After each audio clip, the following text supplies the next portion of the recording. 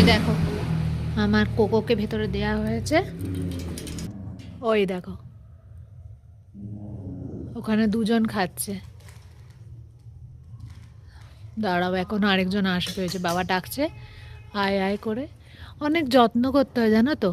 আর সবাইকে তো ঘরের মধ্যে ঢুকিয়ে রাখা সম্ভব নয়, কারণ তোমরা তো জানো বাবি আর গব্বর আমাদের বাড়িতে থাকেই ঘরের ভেতরে। বাবি তো বিছানার ওপরে থাকে, গব্বরও তাই, গব্বর সোফার ওপরে থাকে। তো 12 জনকে তো আর ঘরের মধ্যে ঢুকিয়ে রাখা যায় না, ওই জন্য ওদেরকে বিভিন্ন জায়গায় দেওয়া হয়। আর এদেরকে পাড়া প্রতিবেশী 1-2 জন বাড়িতে একটু দেয় খেতে, বুঝলে তো।